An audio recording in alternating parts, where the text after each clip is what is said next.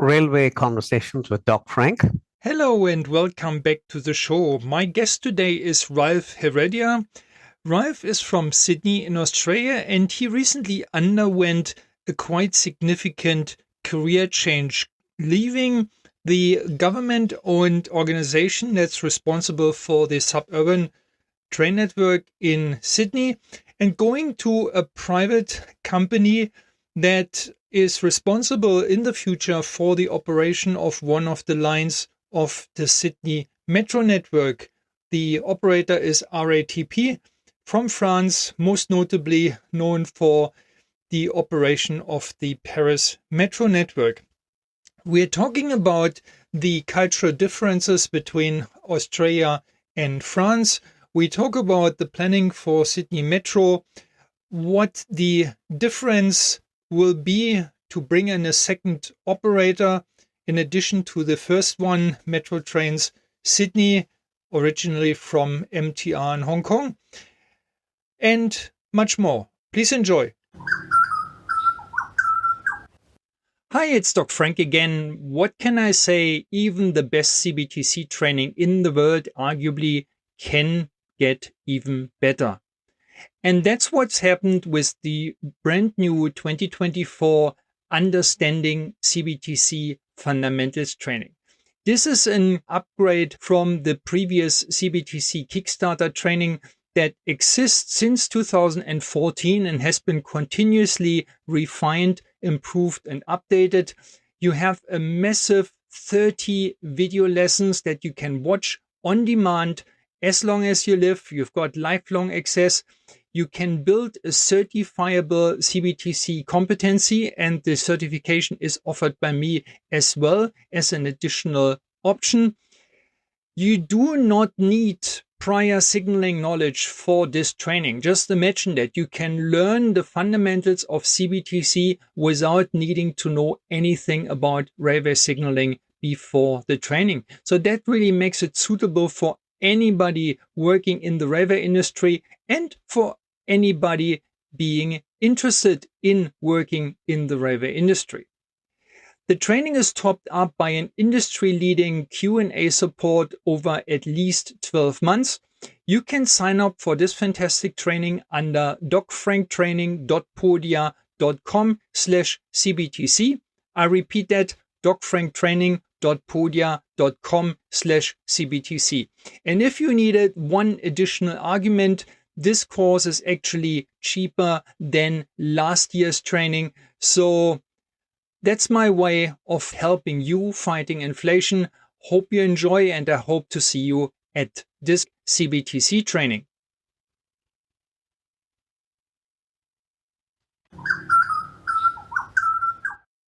Ralph, welcome to the show. Thank you very much, Doc. Good to see you again. Yeah, we have worked together on the digital systems program in Sydney, but that was before COVID. I think my contract expired just a couple of months after COVID hit. And since COVID, nothing has been the same anyway. Yeah. So, but it's been a few years. Yeah. That's true. So when we worked together, you were still working for the government. You had many years of roles in Sydney Trains, also in Transport for New South Wales. And now recently, as people can tell from your background, or those who see the video version of it at least, you're working with RATP, which is the operator of Paris Metro. So first of all, how did you feel it was to change from a government organization to a private operator? So that's a really, really interesting and a really good question, Doc. So I might just wind back a few years. So Sure. 18 years ago, I joined what was then RailCorp as a project manager, and it was in the comms, what was the comms and control systems. So I learned the hard way from the ground up, and pretty much had my fingerprints in all things telecommunications, right from the backbone to microwave towers, facilities, etc., everything in between. I I've also kind of had a lot to do with the remote condition monitoring program. In fact, led that whole business uh, for many years, created the capability over there. And then I was by default or by need asked to lead the Atrix product team. And you're aware that Atrix is the current train signaling and actually control system. So I did that, went across to transport, worked on the technology strategy for rail. Then I moved back and spent the last few years looking after rolling stock projects. So you can see I've had my mark uh, in pretty much every asset in the heavy rail. I Doc did not really apply for this job. I was on a holiday, and I just got a call, which I didn't take really seriously, and and like many people, I suppose listening to us today didn't know what RATP, or as we call it, Recipe Dev, was, and there was a certain, I suppose, intersection of being here for a long time, saturated at that point in my career, that it started then organically snowballing into a decision, evaluating this particular company as being perhaps natural disruptors to our transport ecosystem, the operator maintainer model. And I also was unpacked the remit. So I just said, this is it for me. And after 18 years, it was a tough call, but it's ratified. My peers and my mentors all kind of give me the tick now, saying that you've done the right thing. I'm also at a point where in my career where I've got very targeted aspirations. So all in all, really good movement from what you would call government to the private sector. I mean, it's not just the change from government to private, it's also the change to a very French culture. Have you encountered a lot of this, and was it kind of difficult for you to familiarize yourself with the French background of your new employer? So it's a matter of saturation, Doc, because being, working with vendors globally, there were a lot of interactions with the French in the past, Yeah. in terms of condition monitoring, or even through the UIC, for example. And then while I was in Sydney Trains in what was operational technology, I had the fortune of working with Pascal Labouze, our common friend, right? And so French and the French culture have not been totally in the dark for me. But you're right. I mean, right now it's a very Parisian, very French-centric environment. All of us are learning French now, just by by need and want. Yeah. But it also kind of exposes now, in my mind, the differences in how cross-cultural thinking and how we manage risk and how we manage outcomes, our focus areas, etc. You would know that French engineers are very innovative, very innovative.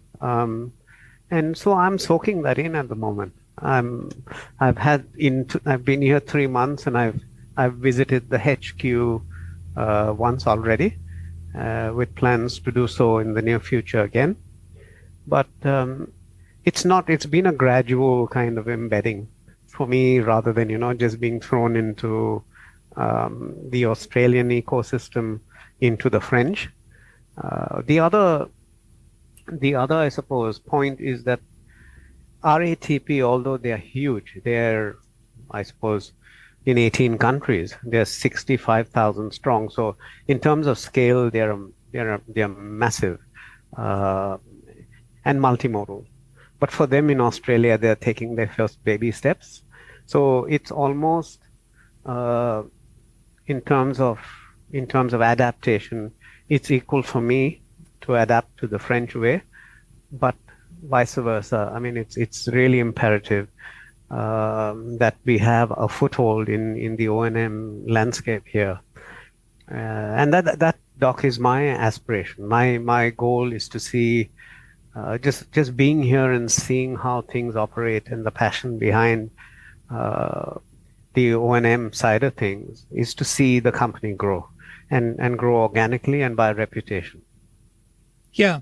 So for listeners, O&M means operation and maintenance. And with Like that. regards to baby steps that RATP is taking, I mean, you were just selected a few months ago as the upcoming operator for Sydney Metro line, Sydney Metro Western Sydney Airport, which will Yes, be the second line of the Sydney Metro network if you consider Northwest City and Southwest as basically one line with the same segment here. equipment on the entire line and also a single operator, which we will come back to.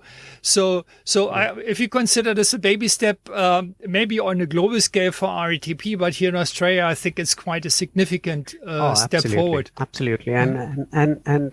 And then when you overlay it with the criticality of servicing, um, an airport line, which comes with its own operational complexities, i.e., passengers from all over the world, the need to maintain headways whilst not disrupting services because of customers, etc.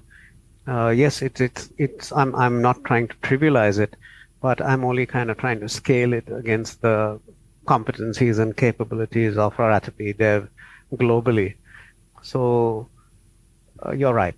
Yeah, it is a significant project, and there's a lot of hard work currently going into that. I can imagine. What does the DEF stand for in RATP DEF? I was always wondering. So RATP Epic, the mothership, is over 100 years old. It is it owns many offshoots, of which you have RATP Capital Properties. Dev is the development arm, the global development arm. So they are in 20 years, I think, and I could be wrong with my statistics, but in a really short period of time, they're in, from my last count, in 18 different countries, as diverse as Manila and South Africa, Casablanca, etc., etc. Besides that, they run the Paris metro ecosystem, which you, Doc, will acknowledge is incredibly connected, complex, and it's part of the French culture. You know, you take the metro out of Paris, it's like taking Burgundy out of French wines. So it's embedded, and that's the beautiful thing. Yeah. Yeah, definitely. I think the metro is one of the best known things in Paris, and taking it away, my immediate thought was it's like taking the Eiffel Tower away, yeah, from Paris. Oh, That's really absolutely. you just Yeah. don't do that, yeah. I couldn't imagine Paris without the metro. Yeah. The other thing I learned, and maybe before you asked me about Paris, is how things are done. One of the things in my visits to operation centers, as well as journeys on some of the lines, they've upgraded, and this is something that it was an epiphany. They've upgraded a GOA2 line to a GOA4 line Mm. without any operational impact, with a 3 hour touch time each night. So the logistics, the engineering, the entire integration is just so different from how I'm used to things happening over here. And that's the other bit of expertise that kind of draws me to a company like RATP. It's chalk and cheese, really. I agree with that sentiment that operating a metro with the very high requirements for performance, for capacity, short headways, many more passengers, it's a very different beast from running like a suburban commuter railway here in Australia. Absolutely. And I mean, you mentioned disruption of operational principles, I think this is something that Sydney Metro set out to do right from the beginning. So the Spot on. entire Yeah. idea of having Sydney Metro as a completely segregated network that's not in any shape connected to the existing Sydney Trains network was probably a very smart move with regards to achieving the necessary differences in operations that you would have between a metro and um, Absolutely. and Sydney trains. I think I can't really think of any examples worldwide, but I think it would be extremely hard for a single organization coming from a suburban railway background culture to basically run a metro at the same time, to basically do two types of operations, metro and suburban, and do both of those types justice. Like not losing the suburban commuter identity, but at the same time, really making sure to get the most of performance out of the metro. Very, very interesting that you mention it. And while you were talking, I think the root cause or the way, whether it's organically happened or by design, it is the establishment of the Transport for New South Wales umbrella, as well as the asset standards, the AMB, what we used to call the ASA in the past. Those have been kind of the reference points, if you like, in maintaining that the cross benefits of each mode, and then obviously overlaying the whole vision for an integrated transport ecosystem, which includes now, active transport, etc. So I can't see any downside in how things are happening in Sydney, and I feel privileged, living in this particular period where we're getting new. Not only the evolution of technology is exponential, but we're also kind of turning things around a lot quicker. So there are some really clever people in transport, in particularly in the old operational systems area, where they look at smart and intelligent ways of doing things. Likewise, really, really cluey, clever guys in Sydney Trains that are early adopters, totally benefits driven, customer focus, etc. So I think what I'm surrounded, and what I have been surrounded and surrounding myself, Doc, over the last my career, is good people, with the right competence and wanting to do the right thing. Yeah, yeah. Yeah, yeah, and anything that I said earlier is definitely not to kind of talk down the operations that No, Sydney no. Trains is doing, and not at all. Yeah, I Yeah, think they're doing a great job in Sydney, which is a very complex and difficult to operate railway network. absolutely. So they're doing a great job, but nonetheless, it's different from Metro. So Oh, absolutely. uh, several people have misunderstood over the years what's happening in Sydney. So, for example, I saw a relatively well-known railway journalist criticizing heavily the segregation of Sydney trains and Sydney Metro. Like, how can you do that? How can you not connect it? And I thought this person has zero idea about the requirements of a high performing metro. You had to separate it. So now I could guess the next thing that people may not understand is, okay, Sydney Metro is a separate organization. They do have a private operator running the first line of Sydney Metro, which is MTR from Hong Kong, or meanwhile, they're calling themselves Metro Trains Australia, but this is probably more due to the fact that they want to have a local identity. But the organization behind that clearly is MTR, the operator from Hong Kong, from the Metro there. Now, what I could imagine that people struggle to understand, why did Sydney Metro now choose a second operator, a second private operator to operate the second line of Sydney Metro? What would you tell to the guys who question that decision? I haven't obviously thought about this. Uh, all I can say is when you're in that level of decision making, there is a lot of rigor that goes into optioneering, Hmm. and there would have been a lot of sanity that has gone into and justification that's gone into that particular decision. Journalists like you and me or any other citizen that sits outside what is a very thankless job, as you can as you pointed out, because every decision has got a different opinion. Uh, we'll always have a view. We'll always see that it is suboptimal. We'll always see that it could have been done better, and there's partial truth in all of that. But all I can say, hand on heart, Doc, being part of the recommendation process in while I was in government, things are not taken lightly. Things are shaken, and you've been a contractor for us as well. There is a lot of thought that goes into, particularly when you're engaging with the private industry. So I can guarantee you that there would be justification, like there would Oh, be justification in going out with RATP. Yeah.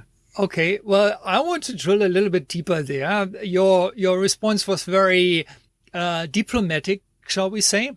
But as a private citizen, an informed private citizen, knowing what I know about railways, having a decision justified with, oh, we have put a lot of thought into this, to me, that wouldn't be good enough. And I thought with you working for RATP, you must be in a pole position to say, well, here are the benefits that Sydney is getting from employing RATP. And we actually Ah, believe it's a better decision for Sydney than just keep going with a single supplier and having them just a second metro line. Doc, I can go on for the rest of the day. Okay. It starts with the reason I joined RATP, and I've just covered that. But yes, a monopoly is not the best way to go. Two, RATP runs one of the most complex ecosystems in the world, i.e., Paris just won Lyon in the second largest city in France. It is, as I said, the natural disruptor to the status quo for Sydney, and it is my view that the flavor it's yes, an operator is an operator, but the cultural vibes and the way of doing things and the focal points will be very apparent to the decision makers, particularly when RATP and I might add in meetings, and the feedback that I'm getting is we are different. We are very switched on when it comes to uh, the big picture. For example, even if you were to kind of look at things as of today, RATP is a total disruptor in this O&M space. Yeah. Okay, first of all, I have been a big fan of the decision making in Sydney metros for many years. So I mentioned the previous example. How can you segregate the Sydney metro network from the Sydney trains network? And I thought, well, that's a stupid comment. This segregation was really good for the future performance of the metro.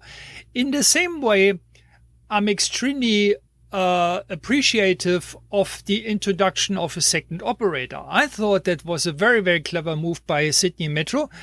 For the main reason is that they now have, or they will have in the future, once Western Sydney Airport's up and running, they will have two operators, very reputable operators from other parts of the world, operating in Sydney, operating a metro in Sydney, and they can compare the two. And this kind of comparison is normally a very good thing. And I would like to take the reference of Singapore. I'm a huge fan of the metro in Singapore. That's well known, I think, meanwhile, internationally from all the posts that I've done on LinkedIn and what have you. And Singapore has apparently made decisions in a similar way to Sydney Metro, but much earlier. For example, the fact that all the lines are separated from each other. And also that gives the opportunity for the client to pick different operators for different lines in Singapore. So in Singapore, they have two operators, SMRT and SBS Transit. And I know that there is a very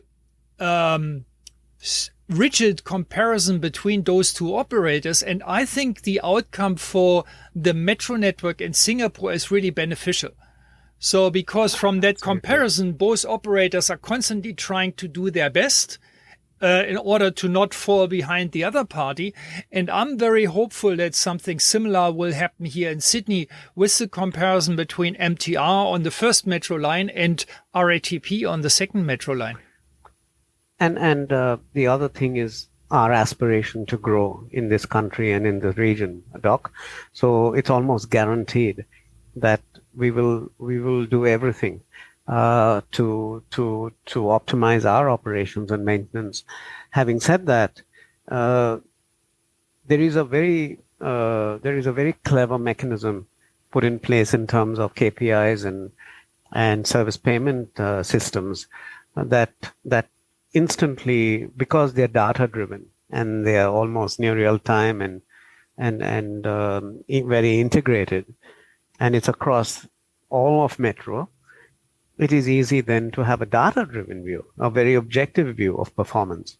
The trick is, I think, from my personal perspective, and I can tell you from our ATP, it's the customer outcome eventually. So we can get fixated on power optimization or breaking efficiencies, all the other good stuff, but not at the cost of the guys who we built the metro for, right? Who are the travelers. So that's one thing I have a deep respect for.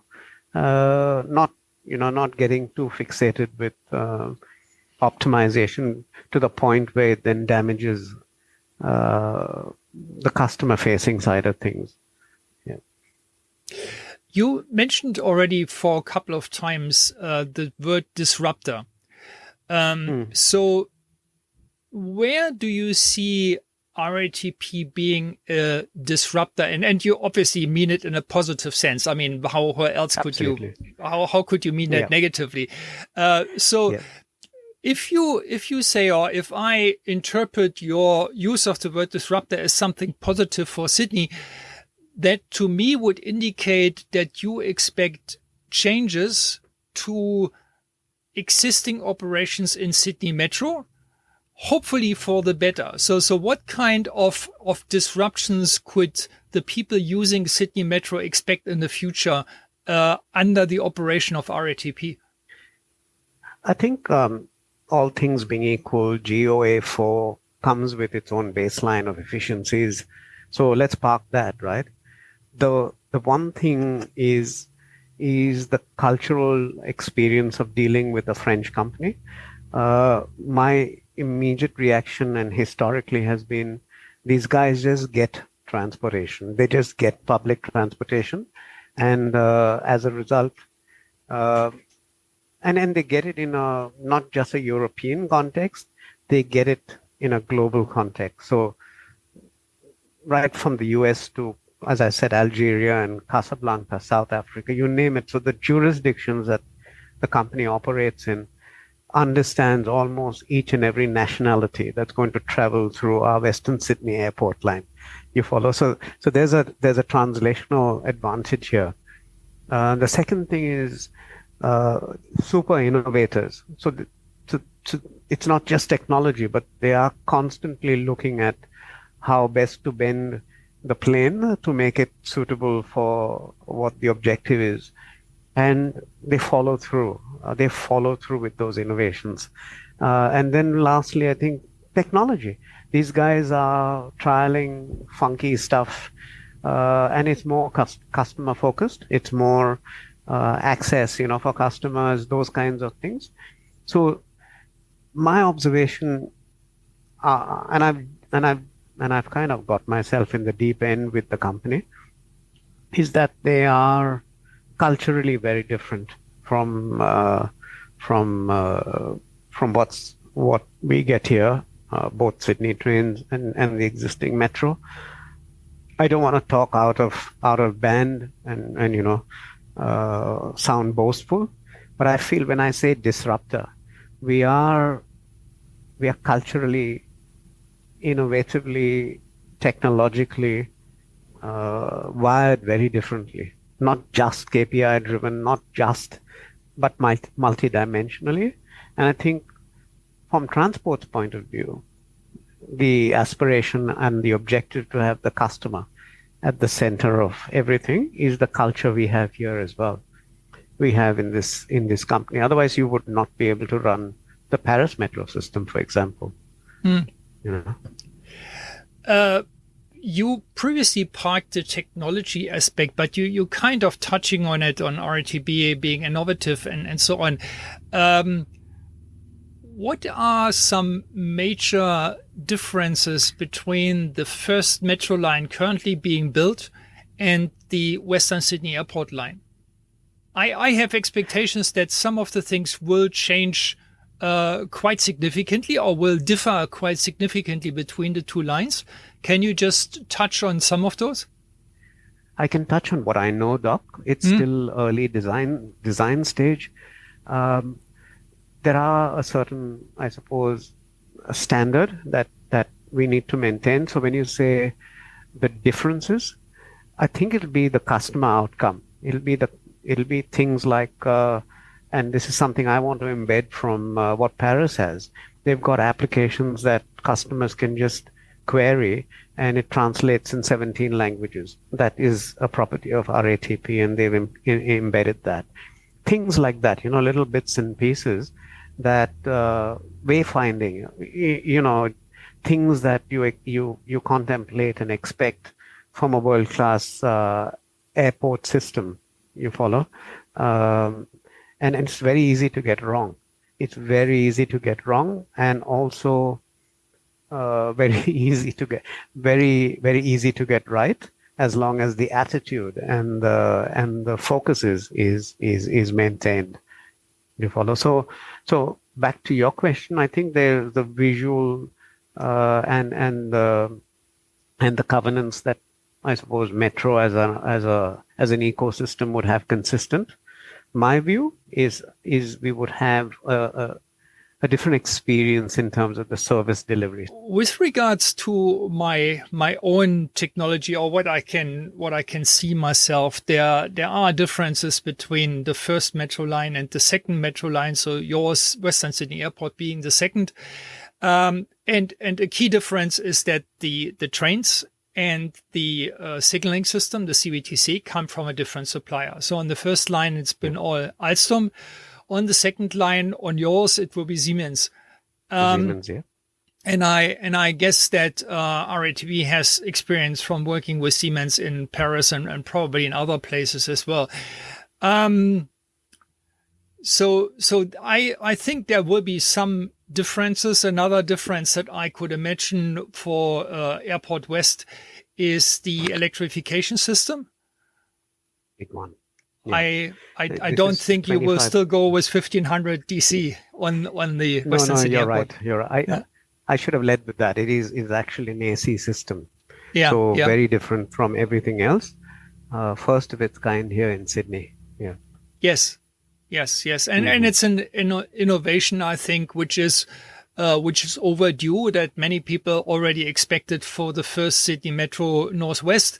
And that was something where I was shaking my head for a change and saying, well, how could they have gone with the legacy 1500 volt direct current system that Sydney trains using?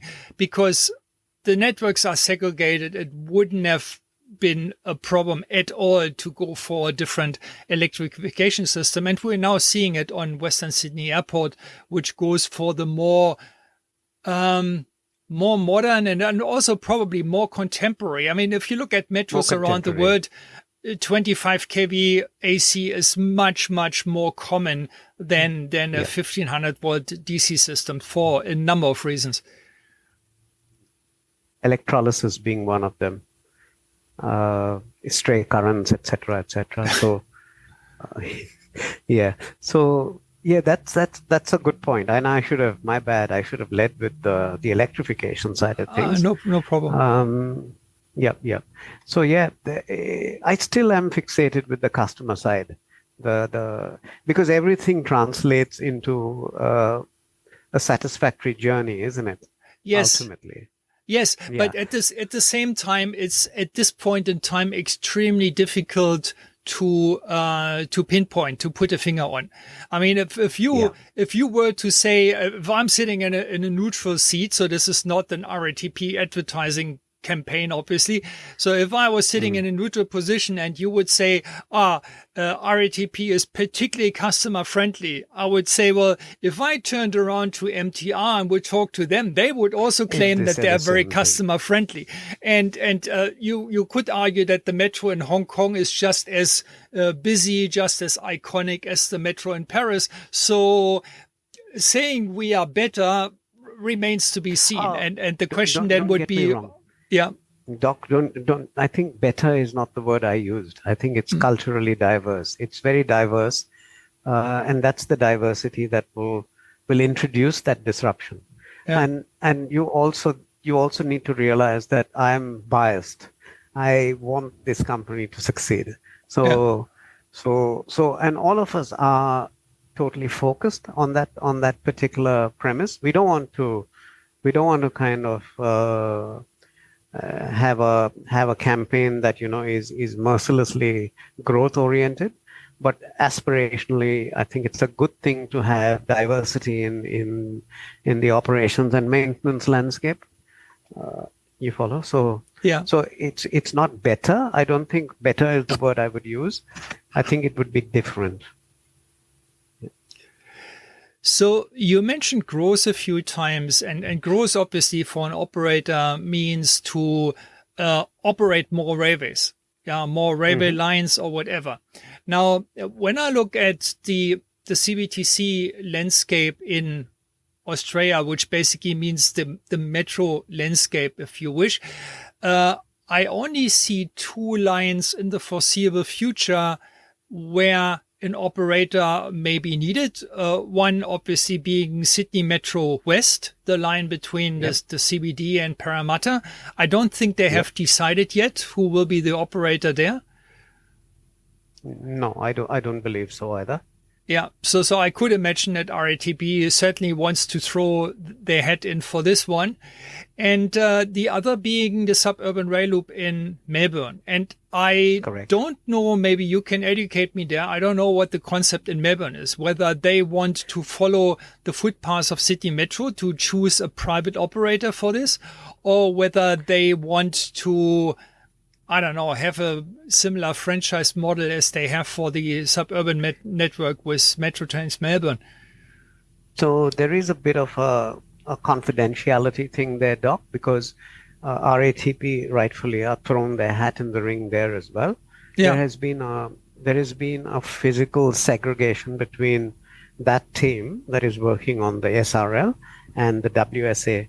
So that's as yeah, far as my knowledge goes in yeah. terms of what the models are, etc. Very limited, and and uh, and obviously in respect for the governance and caveats, etc.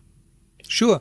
Um, so my point was that I don't really see any other opportunities in the um, near to midterm future other than Metro West in Sydney and suburban rail loop in Melbourne. Do you see anything else? I mean, obviously, it's something that I don't see. I wouldn't expect you to give away uh, market secrets that no other operator has ever seen or You so. you But you you flatter me if you think I've got more market secrets than you, Doc. But look, there is the expansion of the airport into Leppington, for example, yes, and Schofields or wherever uh, out down west, so south and west. So the, how do I put it? I think personally, metro is the mode of the future. If you were to take roads out of the equation, heavy rail is kind of saturated. we are not going to, I don't see any reasonable person building additional heavy rail lines. So metro is number one, in my opinion, is going to be where the investment's going to be. Two, we are an evolving city. We are an evolving country. So what you see today is just a snapshot in time. We are a country of growth and immigrants and and uh, and to support that growth, obviously, you can see what's happening at Parramatta, for example. You know, the whole concept of three cities in Sydney. So I think if we were to be fair to the urban planners and transport planners, there is a plan. I'm quite sure in place. And then what I'm bullish about is the investment being made in metros as the mode of choice. So that's when I say growth will follow, operators and maintainers of a GOA4 network. Yeah, you mentioned the city planning concept of three Sydneys in Sydney. So that's the Harbour City, which is the existing city center of Sydney. Where the Harbour Bridge is and the Opera House, and so for the international listeners, all the famous stuff.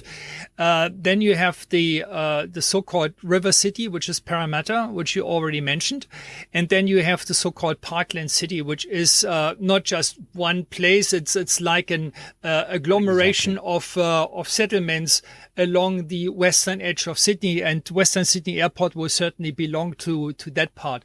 Now, for the first two, the Harbour City and the River City, there will be a direct metro connection, which is Sydney Metro West.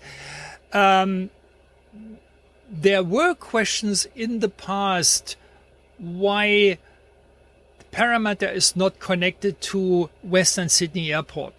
So why the existing Metro Western Sydney Airport currently ends in an interchange with a very busy existing line of the Sydney Trains network, which is at St. Mary's. So, I mean, you know the Sydney Trains operation probably better than anyone, definitely better than I. How feasible do you think it is if you have passengers coming from Western Sydney Airport, they can travel very conveniently with your metro for a few stations, but then they arrive in St. Mary's, and in order to get anywhere closer to Parramatta, let alone Sydney city centre, they have to change trains and get on a probably already very busy line on the Sydney Trains network. How do you see that working?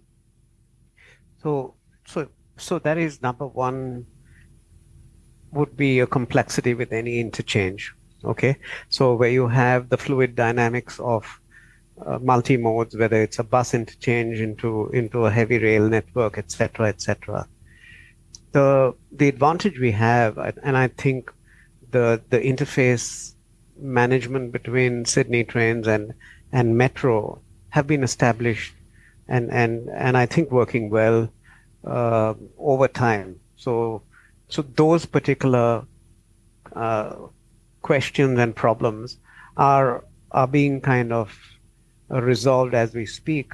One of the big things, and I go back to my experience in France and Paris, we are very sophisticated and very evolved with our vertical transport systems in Sydney. So we are very accessible conscious. We are very conscious about the journey experience, not just in the rolling stock, but also right through the interchanges. So my experience in Europe is they have very little elevators, escalators. So regardless of whether you're taking a train from the airport and you have a 30 kilo or 29 kilo bag, you carry it down a pair, steps. I help people with prams getting down steps. So that is a huge difference. And I thought that jarring. But having said that, those are the modes, the engineering controls, if you like, that would assist that transition from metro into St. Mary's as a major interchange. I'm quite sure that that the journey, that the timetable would support those interchanges, because you have 80-second engineering or theoretical headway in metro, whereas here we've got a 180 headway in Sydney trains. All that being equal, I'm confident that those timetabling gurus would have those problems in under wraps. It is when it is in degraded mode that you'd probably have those problems. But if it is in normal operations, or special events, I think we should be confident that it will be covered. Yeah. And look, Chatswood Epping is an example of how the interchange is working. Yes. Yes. Yeah. So interchanges, and there will be more examples in the near future. You've got a couple of interchanges in the city central for starters. Yep. When City Metro City kicks in later this year, then obviously there will be a massive interchange with the Sydney Trains network, and also with the regional trains network of New South Wales Trains in Central. And there are other examples as well. In Barangaroo, you will have an interchange with Wynyard Station with a short walk, and things like that. And So I think Sydney's pretty good with that. And this is an interesting thing again, because the Vineyard Walk commenced 15 years ago. So the visionaries, if you like, in transport planning, have been doing their homework and been chipping at the future over many years. So likewise, if you look at Central Station today, I mean, I've traveled that place thousands of times, and every time I go now, it's so alien, because they've just gentrified it. It's so contemporary in preparation for the metro interchange, but also kind of how do you say, it's a lot more sexy, as a central destination than it was a clapped out, a place many years ago. So I think it's evolving, not in that big bang kind of way, but it's keeping pace with growth, which is what you want, isn't it, in a city like Sydney? Yes, and also making it more attractive. I mean, you mentioned the word alienating with regards to Central. Alienating probably in a way that you're not quite certain whether you are still in Central, because it does not look like the Central you were used to for decades. Yeah. And now it looks modern. It's definitely more efficient. I guess the wayfinding is much better, and so on.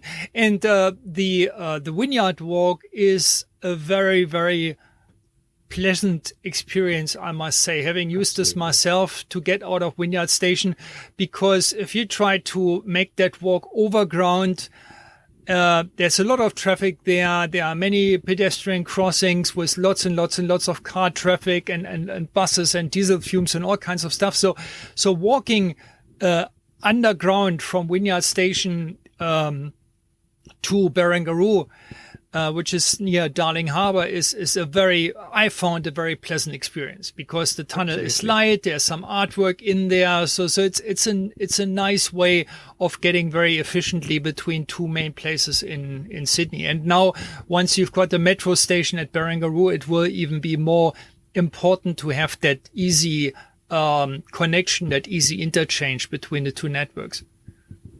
No, but I wanted to use the question about St. Mary's and the interchange as a little bit of a segue into a previous involvement that you had when working in government, and only talk about things that you are allowed to talk about. Obviously, there may be confidentiality things in play as well. You were involved in the rail technology strategy a few years back, yes. which kind of underfeeds the 2056 transport plan in Sydney, which is a long-term plan about the vision of the future public transport in Sydney. So if you were to summarize the main aspects of that rail technology strategy and how it supports in a credible way a strategy with a target point of more than 30 years out, how does that work? What are the Okay. technology decisions that you made today that can support a strategy for the next 30 years? So, Doc, I think it's predicated on the evolution and the roadmaps that are available today for us in terms of how certain verticals within technology is evolving and how it would impact the various aspects of running a transport system.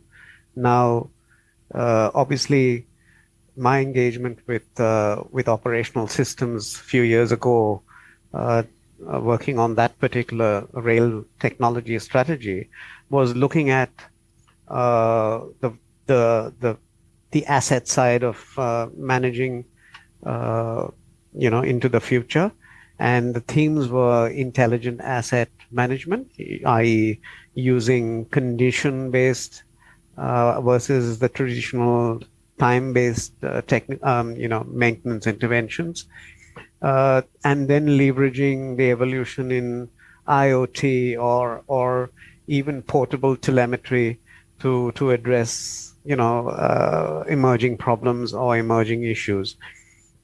The points of reference were obviously growth, and all the attributes that surrounds itself from there. So one of the pillars was asset management. The other was integrated customer experience. So regardless of what mode you are, you have a seamless line of sight into your journey from your door to the other door, assuming that you're going from door to door. And all the, when we were talking about this in 2016, 2017, analytics and data science were kind of evolving post Watson, etc. But it was nowhere, no one foresaw GPT and the evolution of AI as it stands today. But one recognized that there was a technology competency that would be made available in the future that would automate, if you like, decision making, decision support. And that was because we had Watson demonstrating, pattern recognition in skin cancer. So one could see that could predict or assist with intelligence in journey prediction, etc. Um, the other thing was optimization of different aspects, sustainability in terms of electrical usage. We didn't touch on hydrogen trains, I don't believe, but that's something that is kind of going to be a thing Yeah, yeah, in our lifetimes. But yeah, it just looked at the different aspects of running an operational transport railway, uh, its interactions with freight, with all the other modes, and how best to optimize the asset management, the optimization of journey times, and then an integrated view of the customer having from regardless of the mode. And I'm quite pleased because that's actually the pathway that we are going towards. So it's not like, how do I say, if you're using the ILS as an analogy, landing your plane on a runway, dead center. I think we are on course. We're not too far away, and that's a testimony to these guys again. yeah, The clever fellows that sit behind planning. yeah. Our time is almost up. Unfortunately, I could continue for a long time, but I didn't want to let you go without at least you talking briefly about your recent trip to Paris. Yeah, so you've been to RATP in Paris. Just give me one or two key takeaways that you found most impressive while you were there. One is, I'll just touch on two things. Um, I was in Paris only because my team is in Paris. So my remit is delivering an asset information system, an EAM system for WSA, building a CSOC, a cybersecurity operations center, and building, I suppose, an intelligent contract management system. So it looks at data-driven service payments, KPI management, etc. But the team, the development, and the digital factory, as we call it, is in Paris. So hence the whole need for governance, etc., and establishing those relationships. Um, my trip to Paris was was unprecedented. I didn't expect the company to be so large. Two is to have so much of empathy in what they do, So absolutely passionate people, deep diving into, doing the right thing. And similar experiences, by the way, with Sydney Trains and transport as well. You have a certain type of person that works in a transportation system that just wants to see success. But in RATP, because it's so huge, and even though the verticals were different, I was really made welcome with the guys who are doing, line 14, and transforming that whole Parisian metro loop.